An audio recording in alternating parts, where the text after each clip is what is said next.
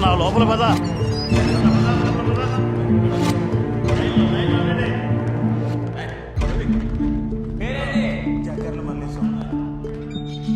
ఏం చేసి జైలుకి వచ్చినావు? దొంగతనం సార్.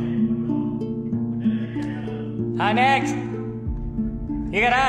పేరేంది? సూర్యప్రకాష్. పూర్తి పేరేంది? బండి సూర్యప్రకాష్. బండి సూర్యప్రకాష్. ఏం చేసి జైలుకి వచ్చినావు నువ్వు? 14 days రిమైండ్ సార్. సరే సైన్ చేయి.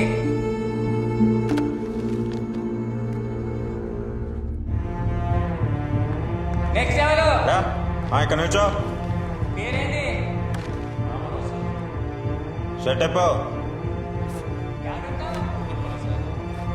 వెనక్కి తిరుగు. తిరిగి వెనక్కి తిరుగు. పాయింట్ కూడా ఇప్పు. పాయింట్ ఇప్పమంటే నిలబడి వస్తావేంట్రా? పాయింట్ ఇప్పు.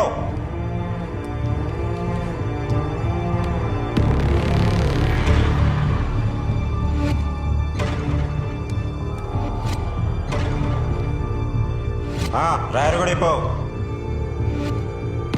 డ్రైవర్ కూడా ఇప్పమంటుంటే.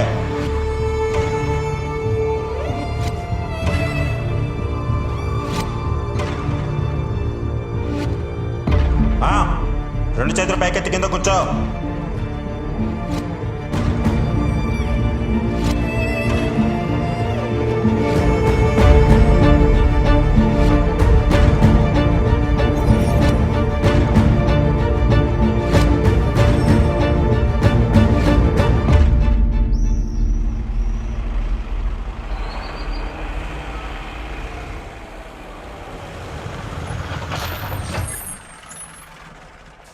దిగండి దిగండి, తొందరగా దిగండి. దిగు జగమయ్య.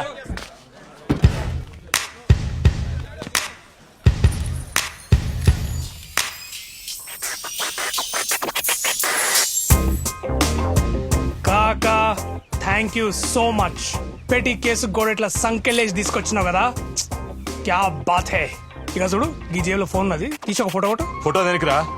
దేనికా? సంకెళ్ళ నడుమ నలిగిపోతున్న సోషల్ మీడియా. ఇదే నా నెక్స్ట్ యూట్యూబ్ వీడియో. ఆర్టీవీలో చూడు. కాకా నమస్తే. నమస్తే. మళ్ళీ వచ్చిరావు నువ్వు. ఈసారి ఏం పోస్టింగ్లు పెట్టి వచ్చిరావు? ఈసారి పైన పడుకుంటేనే కిక్ వస్తుందంటున్న పూజా ప్రీత్ అగర్వాల్. వామ్మో, గంత పెద్ద హీరోయిన్ మీద పోస్టింగ్లు ఎట్లా పెట్టావు నువ్వు? నువ్వు ఆమె మేనేజర్ లెక్క గలిజిగా రియాక్ట్ అవుతున్నావు కదా. ఇక చూడు ఆ మీద మార్కెట్ లో కొత్త పార్పు కొనుక్కున్నదంట, దాని మీద పడుకుంటే నాకు మంచిగా అనిపిస్తుంది అంట. అలా మా ట్విట్టర్ లో పెట్టింది, నేను యూట్యూబ్ లో పెట్టినా. దానికి అందరు గత్తరొచ్చి గాయగాయ నన్ను 7 రోజులు ఇంటికి పంపించారు. నీతో గమ్మత్తుకున్నది. ఇన్నిసార్లు చూసినా ఏం తేడా వస్తుందో నాకు అర్థం కాదన్న. ఓకేనా? ఓకే వెళ్ళు. ఏంది కొత్తగా జాయిన్ అయినావా? పెట్టి కేసిన వాళ్ళకి యూనిఫామ్ ఇయ్యరు, వానికి 2 ఏళ్ళు శిక్ష పడ్డది. పొద్దుగా 7 వస్తారు. మీరు వెళ్ళి తొందరగా కానీ ఉండే. తెలుగులో అసలు ఏ యూట్యూబ్ ఛానల్ లేదని సబ్స్క్రైబర్స్ నా ఛానల్ కూడా తెలుసా? సో అందుకని అర్జెంట్గా నువ్వు RTV యూట్యూబ్ ఛానల్కి సబ్స్క్రైబ్ చేయి. సబ్స్క్రైబ్ చేసుడే కాదు, పైన ఒక బెల్ ఐకాన్ ఉంటుంది, అది కొట్టు. అప్పుడు నీకు ఫ్రెష్ అప్డేట్స్ వస్తాయి. అర్థమవుతుంది కదా? RTV news chat.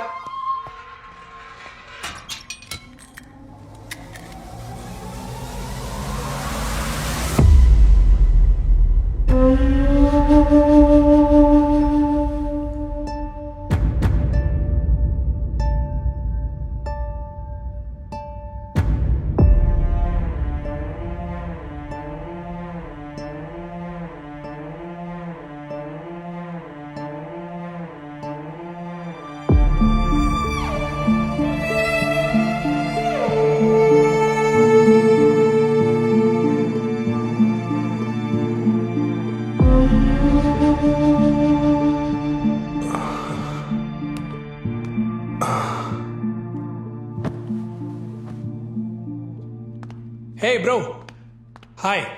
Radha Prakash, RTV Telugu YouTube channel MD with 1.34 million subscribers. Bro, hey bro, meditation సెంటర్లో డీజే పెట్టినట్టున్నది. భయ్యా మాట్లాడు, నేను మాట్లాడకుండా ఉండలేను. Oh my Pooja Preetha Agarwal 7 days ఎట్లా గడవాలనో ఏందో.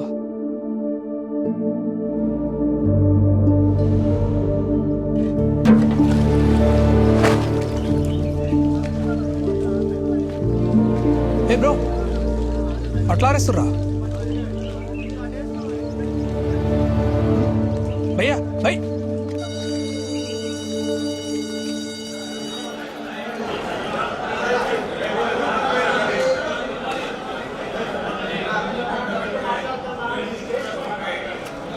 ఏంద్రా గీ లొల్లి గింతగానం సౌండ్ పొల్యూషనా?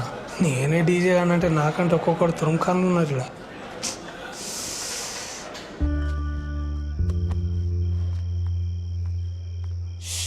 బాబా 5 ఏళ్ల సంది వస్తున్నా భయ్యా. గీ కిచెన్ మాత్రం ఫిష్ మార్కెట్ లా తయారైంది భయ్యా.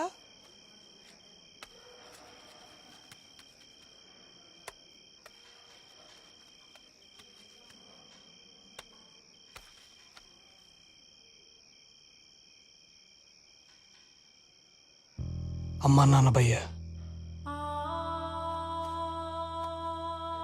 25 ఏళ్ళు నాకు అన్నం పెట్టిర్రు. నేను కరెక్ట్గా వాళ్ళకి అన్నం పెట్టే టైంకి నన్ను వదిలేసి వెళ్ళిపోయారు. నన్ను వాళ్ళ భుజాల మీద ఎత్తుకొని మోసిన వాళ్ళు తొందరగా నా భుజాల మీద మోస్తాని నేను ఇప్పుడు అనుకోలే. అందుకే తినే ప్రతిసారి 2 ముద్దలు పక్కకు పెట్టుకుంటా. ఏదో నాతో ఉన్నారని ఒక ఫీలింగ్ అంతే.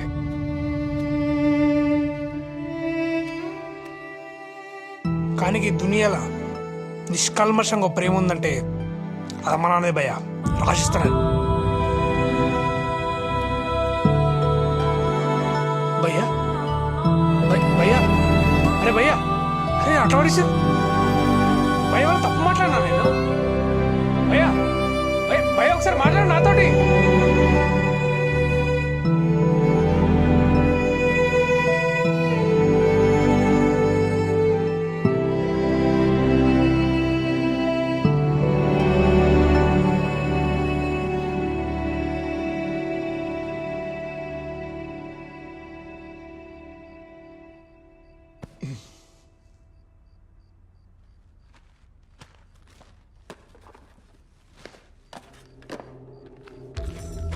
రమా, ఆ, బాబు పడుకున్నాడా? అవునండి. లిస్ట్లో సరుకులన్నీ తెచ్చారు, మేము అందుబాటులో తెచ్చుకోలేదేంటండి? ఇక నుండి మందు సిగరెట్ మానేస్తున్నాను.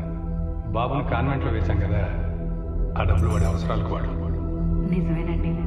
అయితే నాకు కూడా ఈ Fair and Lovely Pond's powder ఇవన్నీ కొనకండి. నానా, ఈ ఒక్క ముద్ద తిని సైకిల్ తొక్కరా. నాకు వద్దమ్మా. ఏమండి మీరేనా చెప్పండి. రే నాన్న, అమ్మ చెప్తుంది కదరా, వచ్చి తినేళ్ళు. నాకు వద్దు. రా నానా. జాగ్రత్త తిప్పు. అలాగే నాన్న. పడిపోతావు. పడిపోతారా? నానా.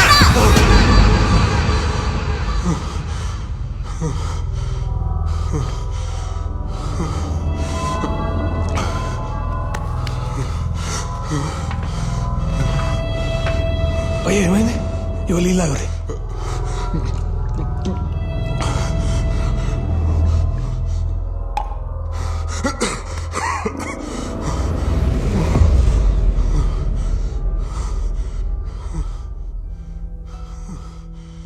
ఎందుకు భయ్య గొంతు గోడల్ని కట్టేస్తావు?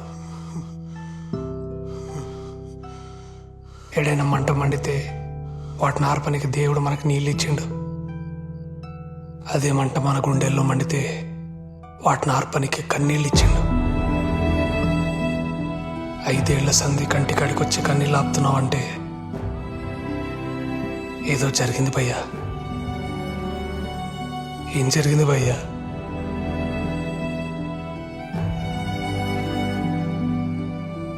అమ్మా నాన్న ఏమన్నా